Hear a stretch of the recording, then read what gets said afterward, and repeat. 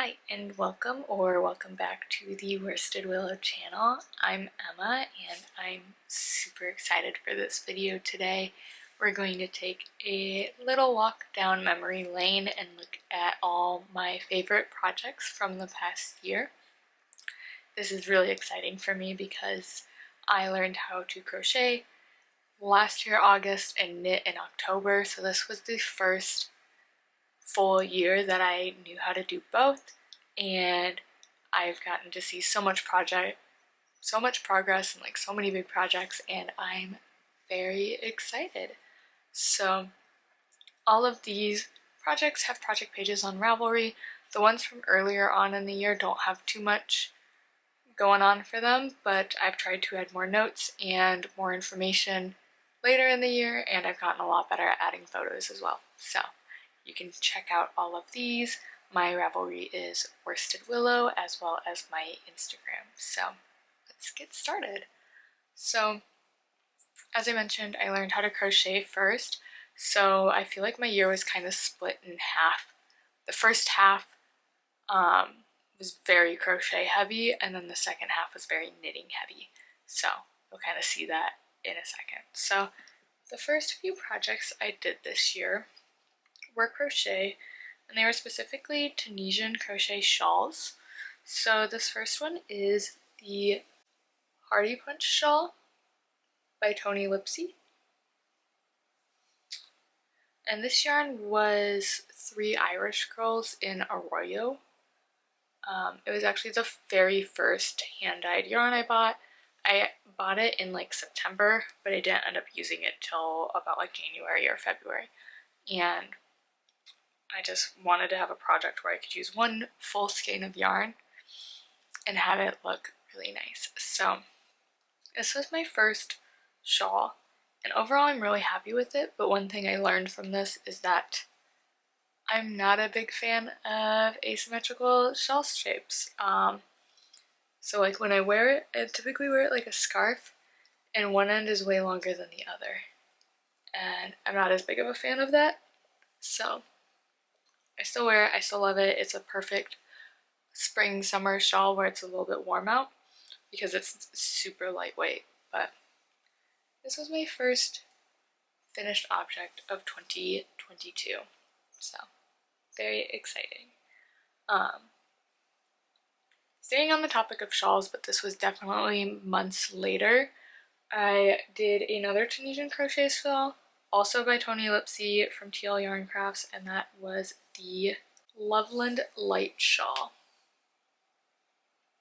And this is both yarns from my local yarn store. So this is Grayo, Disco Pink, and this was Movers and Makers in Dollhouse. And I love this shawl. I wear this all the time in the spring. Obviously not my fall winter colors, it's very bright, but I absolutely love it. And it is a triangle shawl. I wear this one a lot more because it just sort of fits my, oh my gosh, I feel like I'm out of focus. It fits my, like how I wear shawls better than the asymmetric shawl. So very happy with how this one turned out. And this one was finished in April. I actually only took a week to do it. I become very obsessed with the project and do them very quickly, and that'll be a theme of all these projects. So these were a few of my first couple projects, and doing the shawls kind of made me want to try out some garment making. So I started with crochet because I was way more comfortable with crochet than knitting at the time, and I did literally the most basic pattern you could find. So this is the basic crop top, and it is it's the Skylar ribbed crop top by Grace for the Frills, and it's literally just a ribbed square that is then joined together, and you get little braids for the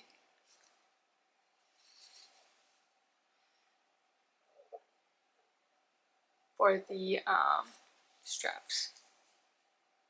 So that is the first wearable I made. I did not think about the yarn. This is a DK weight wool with some merino. So it is very dense and very warm, and it's a crop top, so it's kind of very weird season. So it's like a spring chilly crop top to be worn under a jean jacket is basically the only time to wear it. So, but that was my first attempt at a garment. Then I started doing a few more general pieces.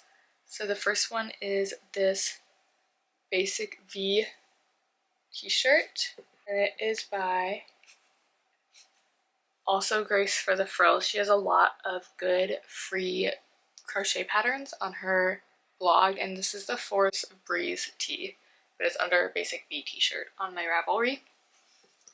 And I do wear this one a lot. This was used with a cotton bamboo blend, so it's super lightweight, and I love just basic tees. I made a little crop, so with high-waisted pants, it just comes up very nicely.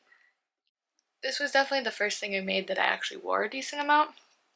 And I still wear it. It's just more spring, early summer compared to what I've been making recently. And then my last crochet garment was the Roxie Tank by Tony Lipsy from TL Yarn Crafts again. This one was also a like cotton bamboo, but it's more of like a tweed. So you can see it here. And it uses a linen stitch, but this one I had some issues because the neck was really wide. So I went and like did a decrease row, but I think I need to do one more because it just kind of bows out a little weird. But overall I do really like the color, and if I fix the neckline it will be way more wearable.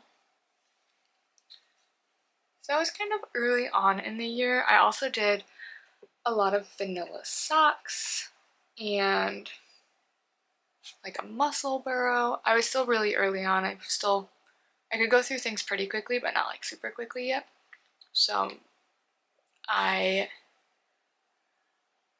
the second half of the year is where it really kind of exploded. So I'll start with my first one, and that was during TL Yarn Crafts #YarnLove challenge, and I really wanted to challenge myself. So I had done a few of those garments.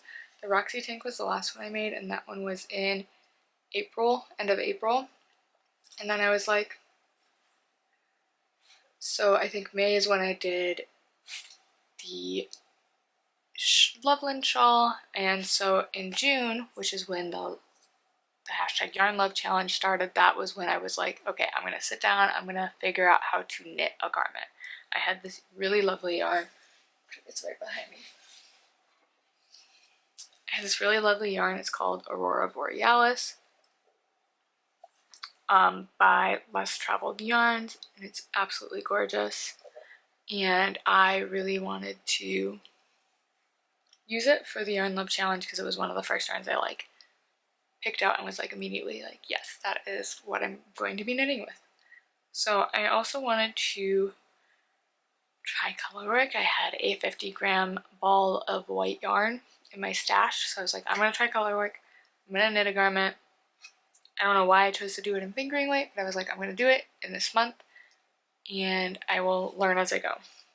And I did end up doing it, and I made the Moon of My Life sweater by Nadia Cretin-Lachane. I don't speak French. But it is originally a long sleeve sweater, but I did make it short sleeve because it was June and I wanted to try to be able to wear it. I still didn't get to wear it that much, but so yeah, so this was my first complicated garment, I'll say. So it's fingering weight, it's color work. I hadn't done a knitted garment before. Luckily this one was a top-down circle yoke, so it was very easy. There was no seams. I had done a lot of knitting in the round, so I wanted to not have to knit flat. But yeah, so this is the color work pattern on here. And then all of my floats in the back, which I really love how the floats turned out on this one. They turned out even better than I could have hoped. So this is definitely what inspired me to continue to knit garments and to continue to challenge myself, because I had absolutely so much fun with this. I learned color work, I learned shirt rows, I learned knitting a sweater, and I also did helical knitting for this. So this was just a big learning project for me, and I still can't believe how well it turned out for how much I had to learn to make it. So yeah, so this is my turning point project. I'm very happy with it. So now the second half of the year, so from end of June onward, I've made so many garments. I have a sweater knitting addiction at this point. So obviously started in the summer, so the first couple ones are all t-shirts, and then I have a few normal sweaters, and I'm still going on my garment knitting. So the first sweater, aside from the moon of my life, is the Wild Mint Tee by Drops Design. And this one I made because like I said, I really liked the other one, but it was wool and it was hot this past summer, like very hot, so I couldn't wear it very often, so I wanted to make one that was more of a cotton shirt, and I made this one. I can't remember which side is front. Okay, this side is front. But this is the Wild Mint Tee. Here, let's show the cabling. And so it's a t-shirt that has a bunch of cabling and a little bit of lace. There's a little bit of like yarn over eyelets. So it's got the lace, or the cabling, and then it also has cabling down the side. And I love this shirt. I wear this one all the time. I mean, it's just a basic gray shirt with a little bit of texture, so it's super wearable. I wear this shirt all the time in the summer, and I absolutely love it. I did not like doing single stitch cables on cotton yarn. I'm still not a big cable fan, but that was probably the worst I have had to do so far. So the yoke was obnoxious.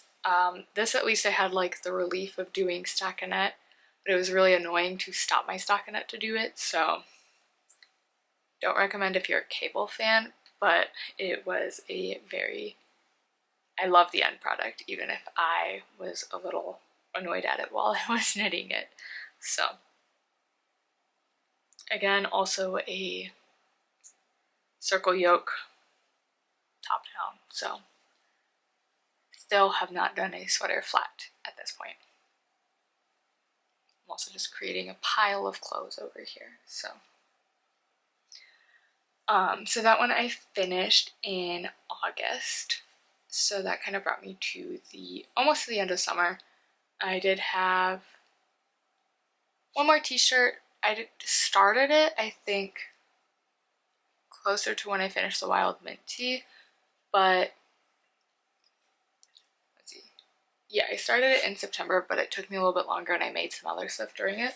But my last t-shirt is the Luna Tee by Carissa Lamb.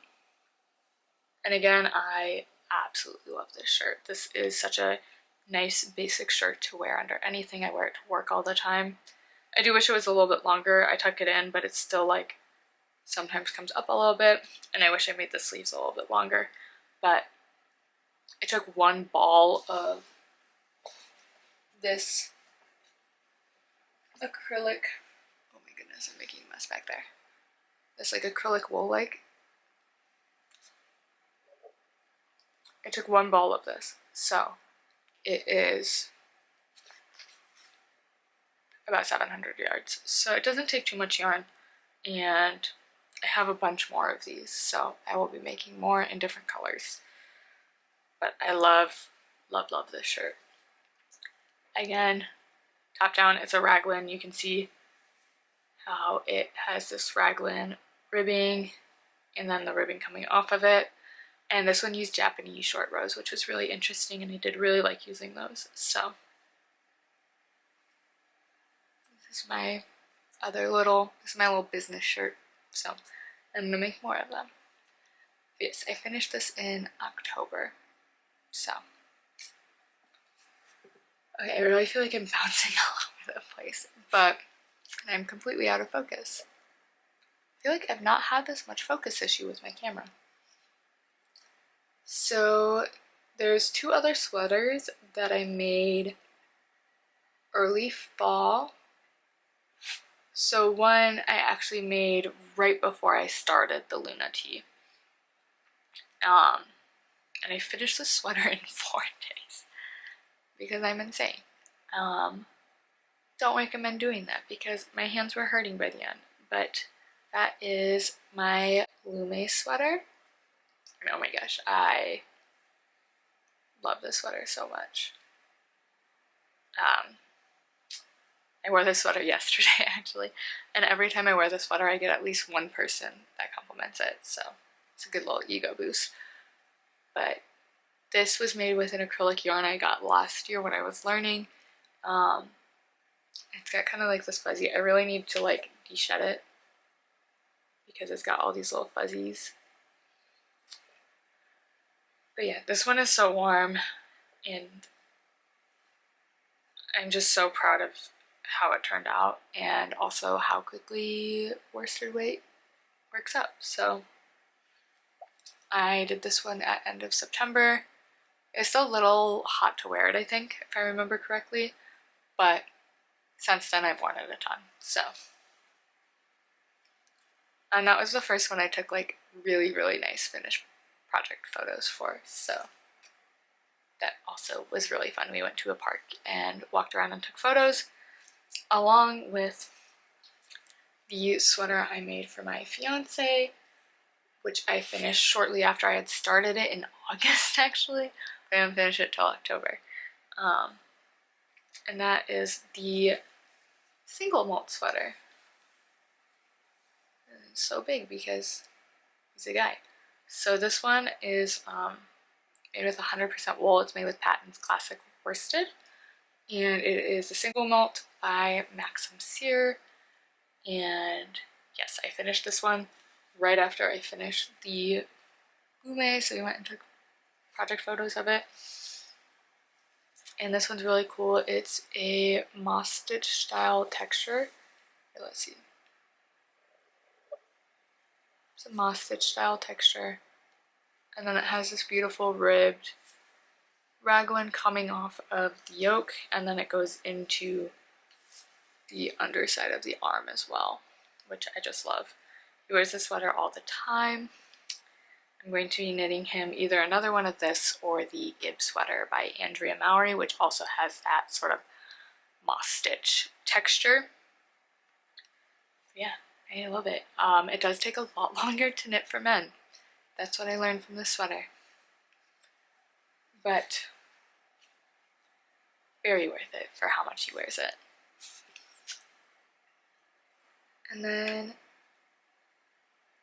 I had a lot of small projects in this time too. So my family has a lot of birthdays in October, so I had the pearl beret and a muscle burrow for my dad, and I had some socks. I took Nitty Natty's Perfect Fit sock course end of summer. I think it was like June to like August, so I made so many socks in that time period. I made the pair for myself for the class, I made a pair for my sister, I made another pair after the class.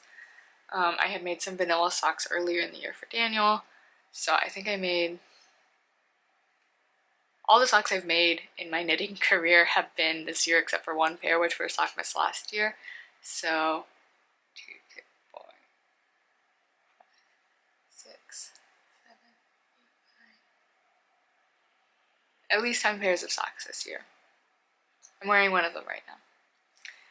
But almost all of them have been vanilla socks until Sockmas this year, and then I did the DRK Everyday sock, which I absolutely love. It's going to be my go-to sock pattern for myself. And then I just finished, literally yesterday, they haven't been blocked yet, the Bear Paw socks for my fiance as well, which are very similar, but DK wave. So lots of socks, some presents, some random little things. I made a tree skirt for my Christmas tree. I made a scarf for Daniel's dad. What else did I make? I made the Sophie scarf for my mom, which I gave her for Christmas to go with her beret. Yeah. I made a muscle bureau for my sister and some mittens for Daniel's family. So moving on to my last two projects, major FOs of 2022, and then one that will likely be an FO for 2022. I'm filming this on December 30th and I want to finish it tomorrow. Today or tomorrow. So these last two projects I think are what I'm most proud of coming out of the year. Besides maybe the moon of my life, just because that kind of jump-started everything else. But the first was a major accomplishment for me, and that was the Stephen West MCal. So here it is. I still love it. I haven't worn it as much recently, but that's because I've had other knits that I've finished recently that I've been wearing.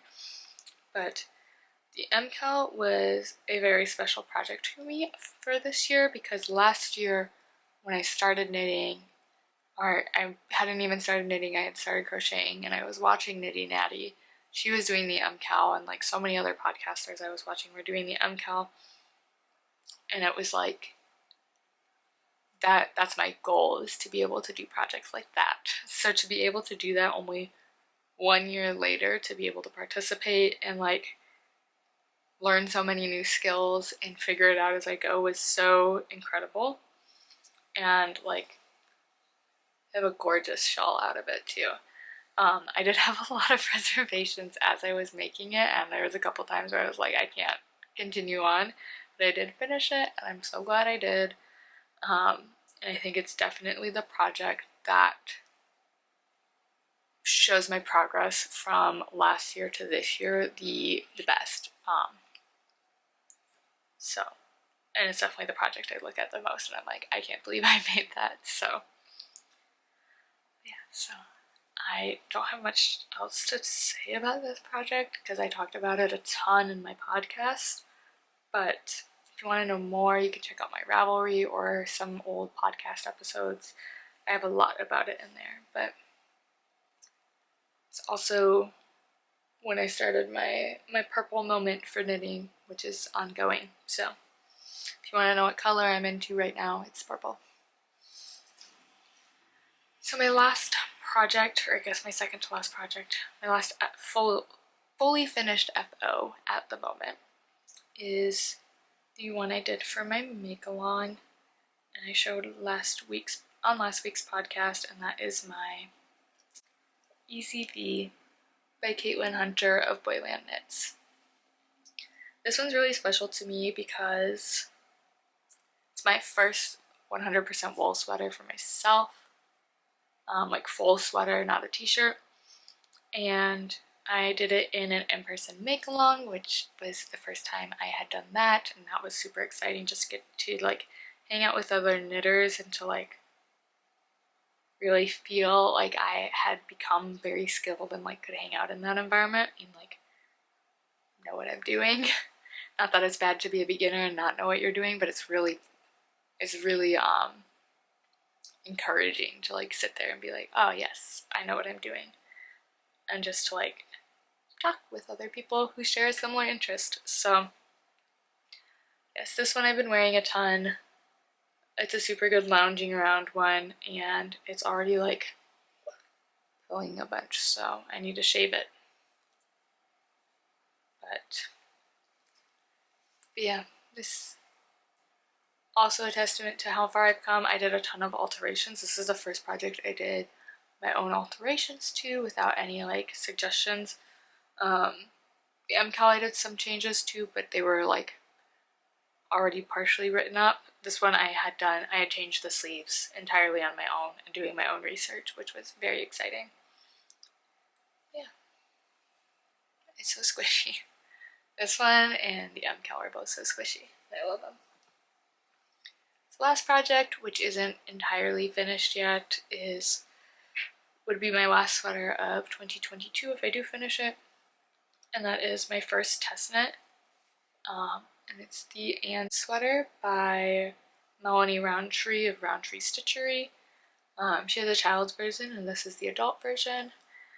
I say if I finish it, I was originally intending to, but I keep messing up the sleeves. So I've already had to rip back a sleeve once, and now I'm going to have to rip back the sleeve again, and finally doing it right on the side. So it's just a lot of picking up stitches, but I want to get this finished and wear it for New Year's Eve because I think a cute little puff sleeved t-shirt would be really fun to wear for like a casual New Year's Eve party.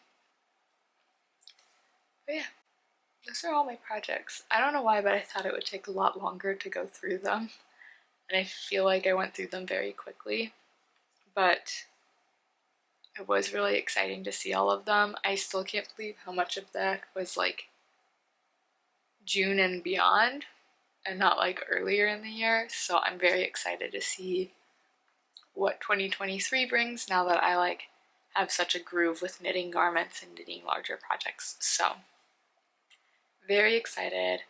I have a lot of ideas of what I want to do in my head, and I'm gonna try to start like writing those out. And not next week because next week will be the podcast, but the week after I'm gonna like kind of sit down and talk through my knitting plans. So hopefully you guys all liked seeing my projects and seeing my progress through this past year.